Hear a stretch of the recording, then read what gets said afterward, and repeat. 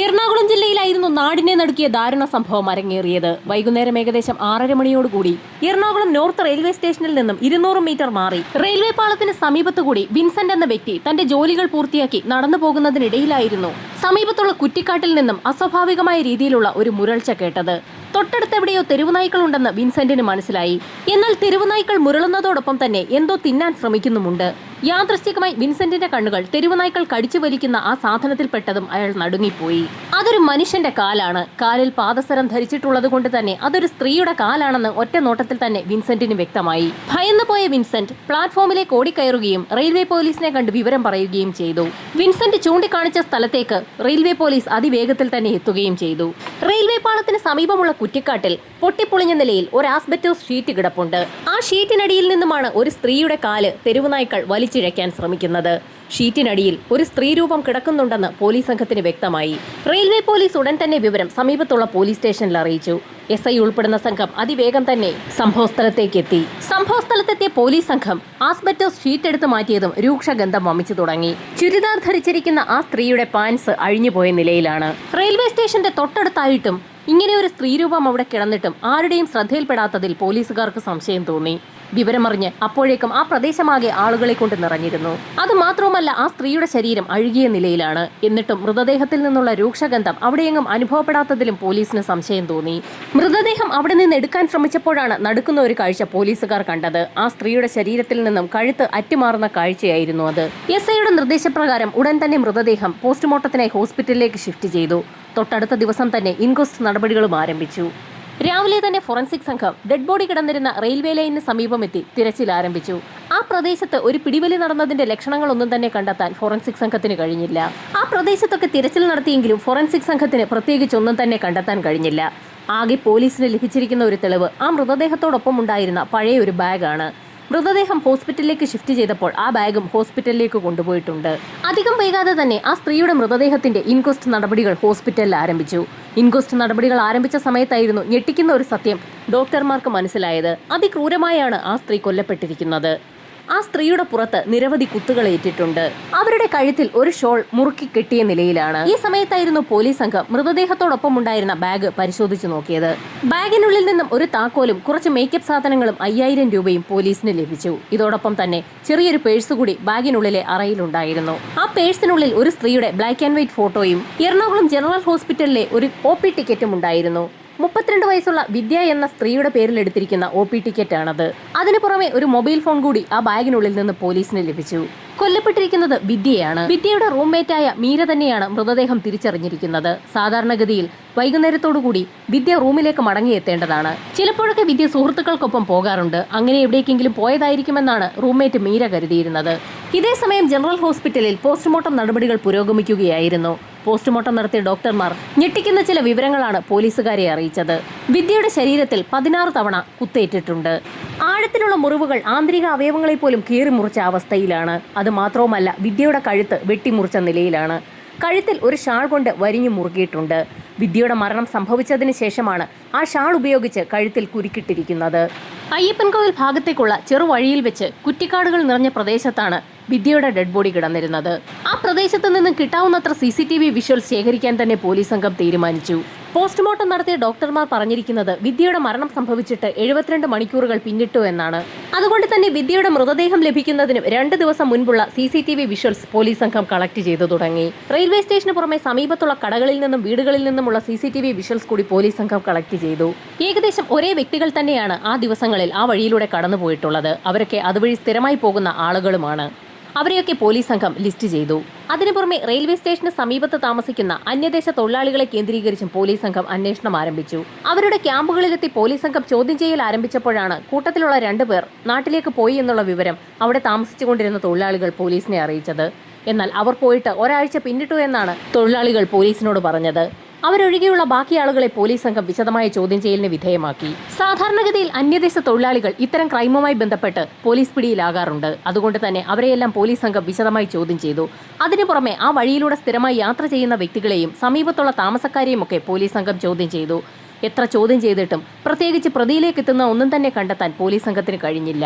Police അന്വേഷണം പുരോഗമിക്കുന്നതിനിടയിലായിരുന്നു ഞെട്ടിക്കുന്ന ഒരു വാർത്ത പോലീസിനെ തേടിയെത്തിയത്. വിദ്യയുടെ മൃതദേഹം കണ്ടെത്തിയ അതേ റെയിൽവേ പാളത്തിന് സമീപത്തു നിന്നും മറ്റൊരു ഡെഡ് ബോഡി കൂടി പോലീസിന് ലഭിച്ചു. ഒറ്റ നോട്ടത്തിൽ ട്രെയിൻ തട്ടി മരിച്ചതാണെന്നേ തോന്നൂ. ആ സ്ത്രീയുടെ മൃതദേഹം പോസ്റ്റ്മോർട്ടം നടപടികൾക്കായി അതിവേഗം തന്നെ ഹോസ്പിറ്റലിലേക്ക് ഷിഫ്റ്റ് ചെയ്തു. ഒരേ സ്ഥലത്തു നിന്നും വീണ്ടും വീണ്ടും സ്ത്രീകളുടെ മൃതദേഹം ലഭിക്കുന്നതിൽ നാട്ടുകാർ പലതും പറഞ്ഞു തുടങ്ങി. ആ സ്ഥലത്തു നിന്നും നിരവധി സ്ത്രീകളുടെ മൃതദേഹം ഇതിനോടകം ലഭിച്ചു എന്ന് ഒരു വ്യക്തി പറയുന്നത് ഇതിനിടയിൽ പോലീസുകാരുടെ ശ്രദ്ധയിൽപ്പെട്ടു. ആ വ്യക്തിയെ പോലീസുകാർ വിശദമായി തന്നെ ചോദ്യം ചെയ്തു.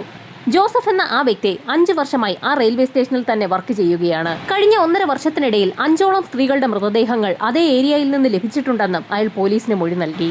എല്ലാ തവണയും പതിവ് പോലെ തന്നെ മൃതദേഹങ്ങൾ പോസ്റ്റ്മോർട്ടത്തിനായി ഹോസ്പിറ്റലിലേക്ക് ഷിഫ്റ്റ് ചെയ്യാറുണ്ട്. എന്നാൽ തുടർന്ന് യാതൊരു അന്വേഷണവും ഉണ്ടാകാറുമില്ല. അക്കാര്യങ്ങളൊക്കെ ജോസഫ് പോലീസുകാരുടെ ശ്രദ്ധയിൽപ്പെടുത്തി. ജോസഫ് പറഞ്ഞ കാര്യങ്ങളൊക്കെ കേട്ട SI ഉടൻ തന്നെ സ്റ്റേഷനിലെത്തുകയും നേരത്തെ നടന്നിട്ടുള്ള 5 മരണങ്ങളുടെയും പോസ്റ്റ്മോർട്ടം സംബന്ധിച്ചുള്ള റിപ്പോർട്ടുകൾ എടുക്കുകയും ചെയ്തു. കൊല്ലപ്പെട്ടിരിക്കുന്ന 6 പേരിൽ 5 പേരും സ്ത്രീകൾ തന്നെയാണ്. ഒരാൾ ട്രാൻസ് വുമണും. ഈ മരണങ്ങൾ തമ്മിൽ എന്തെങ്കിലും ബന്ധമുണ്ടോ എന്ന് തോന്നിക്കുന്ന തരത്തിലുള്ള മൊഴികൾ ആരും തന്നെ പറഞ്ഞിട്ടുമില്ല. കൊല്ലപ്പെട്ടിരിക്കുന്ന 5 സ്ത്രീകളിൽ 4 പേരും അതിക്രൂരമായി റേപ്പ് ചെയ്യപ്പെട്ടിട്ടുണ്ട്. 5ാമത്തെ സ്ത്രീയെയും അതിക്രൂരമായാണ് കൊലപ്പെടുത്തിയിരിക്കുന്നത്. ആ മരണങ്ങൾ തമ്മിൽ എന്തെങ്കിലും ബന്ധമുണ്ടോ എന്നുള്ള കാര്യത്തിൽ ഇപ്പോൾ കേസ് അന്വേഷിക്കുന്ന SI വിനോദിനും സംശയം തോന്നി. ഇപ്പോൾ റെയിൽവേ ട്രാക്കിന് സമീപത്തു നിന്നും പോലീസിന് ലഭിച്ചിരിക്കുന്ന സ്ത്രീയുടെ മൃതദേഹം ആകെ തകർന്ന അവസ്ഥയിലാണ്. ആ സ്ത്രീ അതിക്രൂര പീഡനത്തിന് ഇരയായിട്ടുണ്ടോ എന്ന് പോലും മനസ്സിലാക്കാൻ കഴിയാത്ത അവസ്ഥയിലാണ് അവരുടെ മൃതദേഹം ലഭിച്ചിട്ടുള്ളത്. നേരത്തെ മരണപ്പെട്ടിട്ടുള്ള ഓരോ സ്ത്രീകളുടെയും ഫയലുകൾ പോലീസ് സംഘം വിശദമായി തന്നെ പരിശോധിച്ചു. ഓരോ മരണവും 2 മാസങ്ങൾക്കിടയിലാണ് സംഭവിച്ചിരിക്കുന്നത്. എല്ലാ മരണങ്ങൾക്കുമിടയിലും 2 മാസത്തെ ഗ്യാപ്പുണ്ട്. കൊല്ലപ്പെട്ടിരിക്കുന്ന സ്ത്രീകളിൽ 3 പേർ എറണാകുളത്ത് തന്നെ ഉള്ളവരാണ്. ബാക്കിയുള്ള ആളുകൾ ജില്ലയ്ക്ക് പുറത്തുള്ളവരും. എല്ലാ മൃതദേഹങ്ങളും ലഭിച്ചിരിക്കുന്നത് ഏകദേശം ഒരേ സ്പോട്ടിൽ നിന്ന് തന്നെയാണ്. പലരുടെയും മൃതദേഹങ്ങൾ കൊല ചെയ്യപ്പെട്ടതിന് ശേഷം ട്രെയിനിന് മുൻപിലേക്ക് തള്ളിയിട്ട അവസ്ഥയിലാണ്. പോസ്റ്റ്മോർട്ടം റിപ്പോർട്ട് അനുസരിച്ച് എല്ലാ സ്ത്രീകളുടെയും മരണം സംഭവിച്ചിട്ടുള്ളത് പകൽ സമയത്ത് തന്നെയാണ്. പകൽ സമയത്ത് സ്ത്രീകളെ ഇത്തരത്തിൽ ഉപദ്രവിച്ച് കൊല്ലുന്ന ഒരു വ്യക്തി ആ പ്രദേശത്ത് അങ്ങനെ ആരാണുള്ളതെന്ന് പോലീസിന് സംശയം തോന്നി. നേരത്തെ കൊല്ലപ്പെട്ടിട്ടുള്ള സ്ത്രീകളുടെയൊക്കെ മരണവാർത്ത പത്രത്തിലും TVയിലുമൊന്നും അത്ര വലിയ ശ്രദ്ധ പിടിച്ചു പറ്റാഞ്ഞതുകൊണ്ട് തന്നെ അന്വേഷണത്തിനായി പ്രത്യേക ഇൻവെസ്റ്റിഗേഷൻ ടീമൊന്നും എത്തിയിട്ടുമില്ല, അന്വേഷണം നടത്തിയിട്ടുമില്ല.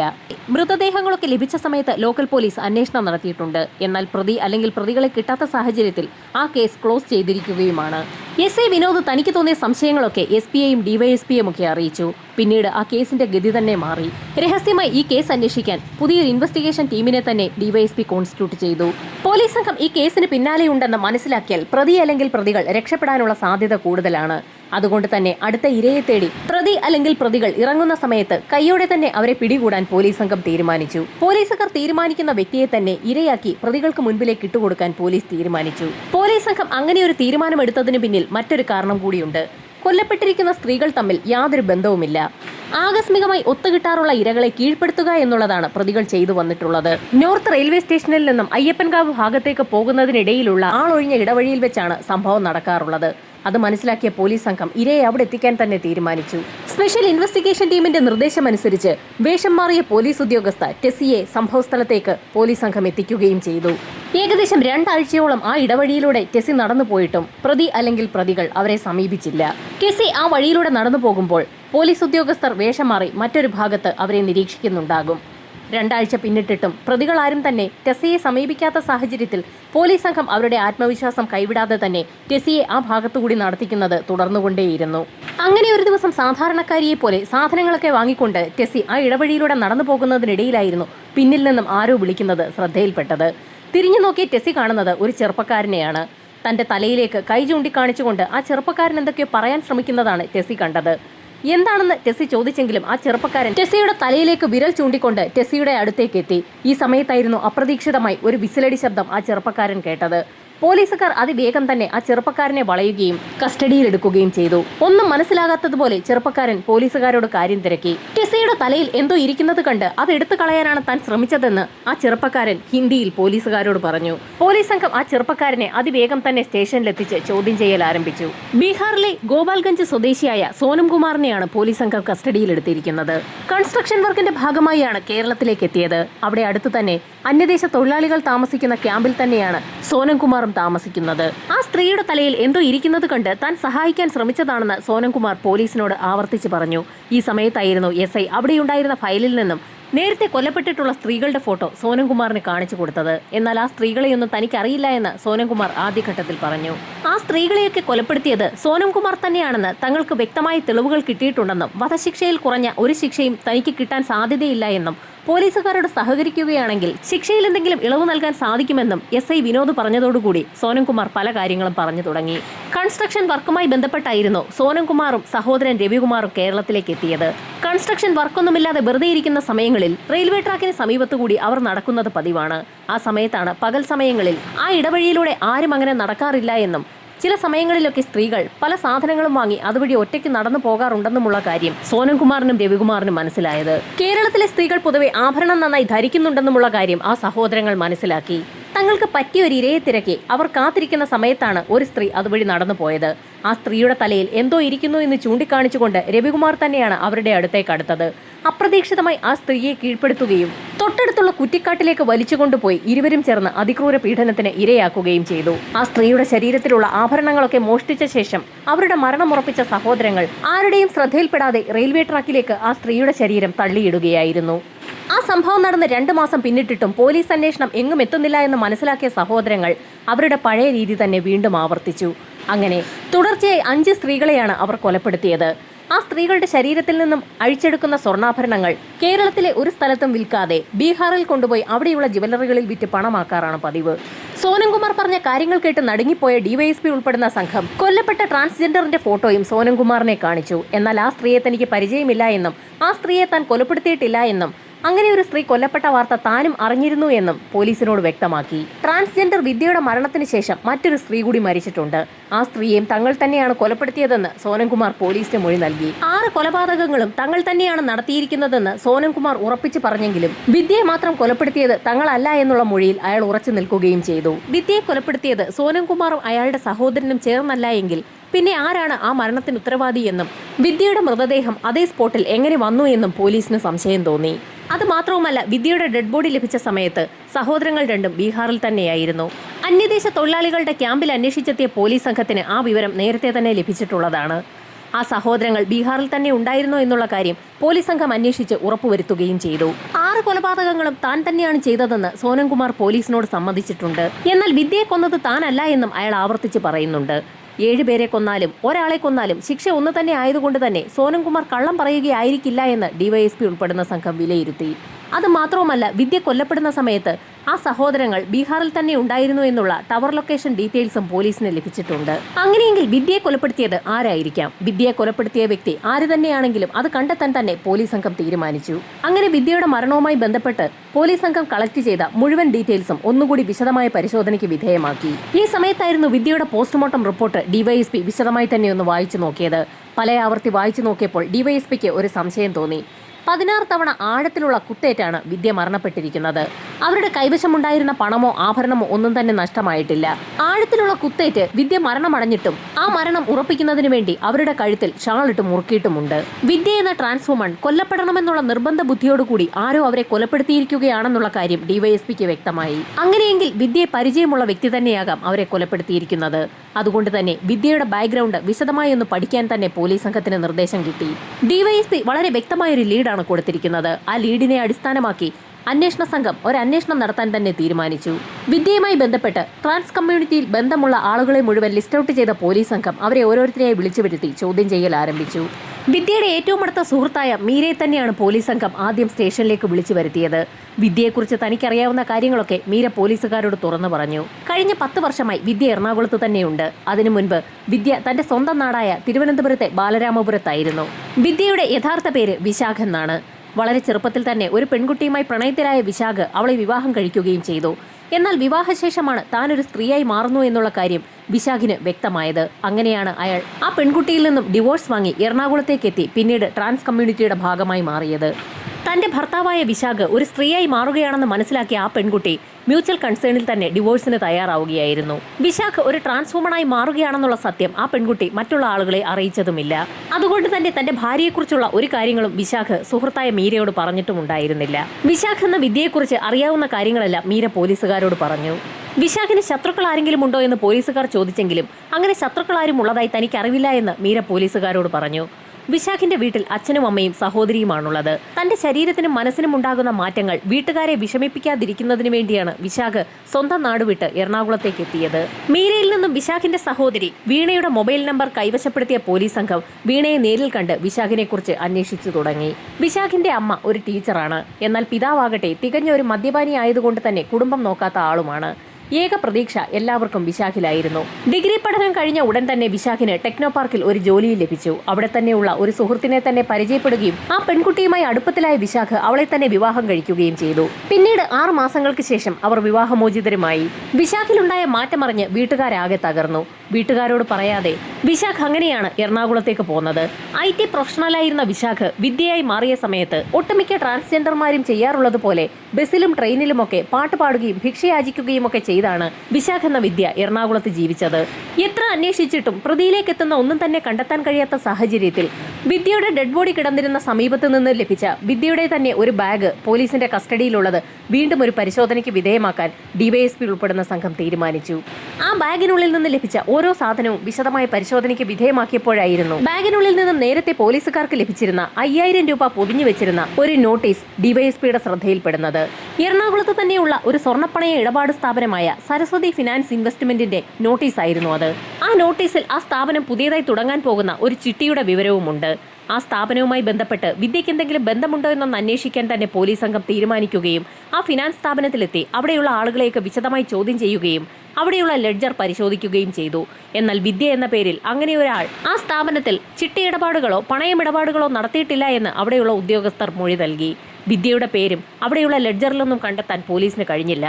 എങ്കിലും ആ ലെഡ്ജറിന്റെ കഴിഞ്ഞ 6 മാസത്തെ ട്രാൻസാക്ഷൻ നടത്തിയിട്ടുള്ള പേജുകളുടെയൊക്കെ ഫോട്ടോസ് പോലീസ് സംഘം കളക്ട് ചെയ്യുകയും ചെയ്തു. വിദ്യയുടെ മരണം സംഭവിച്ച ദിവസവും അതിനുശേഷമുള്ള ദിവസങ്ങളിലും ആ ഇടവഴിയിലൂടെ നടന്നു പോയിട്ടുള്ള ഒട്ടുമിക്ക ആളുകളുടെയും CCTV വിഷ്വൽസ് കേന്ദ്രീകരിച്ച് പോലീസ് സംഘം അന്വേഷണം നടത്തിയിട്ടുണ്ട്. അന്ന് അതുവഴി കടന്നു പോയിട്ടുള്ള ഏതെങ്കിലും വ്യക്തികൾക്ക് വിദ്യയുടെ മരണവുമായി ബന്ധമുണ്ടെന്ന് തന്നെ പോലീസ് ഉറപ്പിച്ചിട്ടുണ്ട്. അതുവഴി കടന്നു പോയിട്ടുള്ള വ്യക്തികളുടെയൊക്കെ വിവരങ്ങൾ ശേഖരിച്ച പോലീസ് സംഘം അവരെയൊക്കെ വിശദമായി ചോദ്യം ചെയ്യുകയും അവരുടെയൊക്കെ പേര് വിവരങ്ങൾ രേഖപ്പെടുത്തുകയും ചെയ്തിട്ടുണ്ട്. അന്ന് അതുവഴി കടന്നുപോയ വ്യക്തികളുടെയും വിദ്യയുമായി ബന്ധമുള്ള വ്യക്തികളുടെയും ഒക്കെ ഡീറ്റെയിൽസ് പോലീസ് സംഘം ശേഖരിച്ചിട്ടുണ്ട്.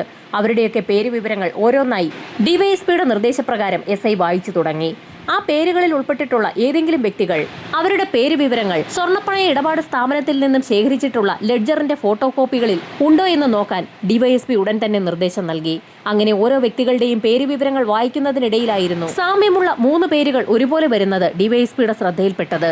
രാജീവ് എന്നൊരു വ്യക്തിയും രാജീവ് കുമാർ എന്നൊരു വ്യക്തിയും രാജീവ് കൊട്ടിയൂർ എന്നൊരു വ്യക്തിയും 2 ലിസ്റ്റിലും ഒരുപോലെ ഉൾപ്പെട്ടിട്ടുണ്ട്. പോലീസ് സംഘം 3 രാജീവുമാരെയും കണ്ടെത്തി ചോദ്യം ചെയ്യാൻ തന്നെ തീരുമാനിച്ചു. രാജീവും രാജീവ് കുമാറും എറണാകുളത്ത് തന്നെ ഉള്ളവരാണ്. എന്നാൽ രാജീവ് കൊട്ടിയൂർ എന്ന വ്യക്തി എറണാകുളം ഷിപ്പ്യാർഡിലാണ് ജോലി ചെയ്യുന്നത്. ഷിപ്പ്യാർഡിലെത്തി പോലീസ് സംഘം വിശദമായ ഒരു അന്വേഷണം നടത്തി. തന്റെ കുഞ്ഞ് മരണപ്പെട്ടതിനെ തുടർന്ന് രാജീവ് തന്റെ നാട്ടിലേക്ക് ജോലി മതിയാക്കി പോയി എന്നാണ് ഷിപ്പ്യാർഡിലുള്ള വ്യക്തികൾ പോലീസിന് മൊഴി നൽകിയത്.